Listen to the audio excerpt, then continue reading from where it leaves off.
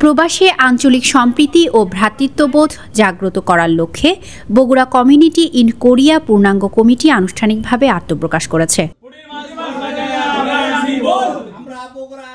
উক্ত কমিটির সভাপতি মোহাম্মদ সোহাগ মণ্ডল, সাধারণ সম্পাদক আসাদুজ্জামান শালুক ও সাংগঠনিক সম্পাদক শাহিনুর রহমান শাহিন।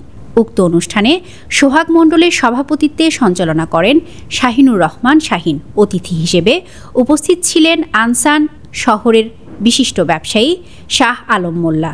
সভায় বক্তারা বলেন, নতুন কমিটি সংগঠনের কার্যক্রমকে আরও গতিশীল করবে এবং প্রবাসীদের মান উন্নয়নে গুরুত্বপূর্ণ ভূমিকা রাখবে।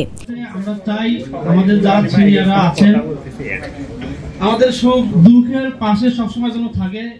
দক্ষিণ কোরিয়ার আনসান মাইগ্রান্ট সেন্টারে আয়োজিত বগুড়া প্রবাসীদের শীতকালীন মিলন মেলা অনুষ্ঠানের মাধ্যমে পূর্ণাঙ্গ কমিটির ঘোষণা দেওয়া হয়।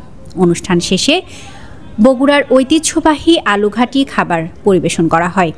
এরপর বগুড়ার ঐতিহ্যবাহী দই মিষ্টি দেওয়া হয়।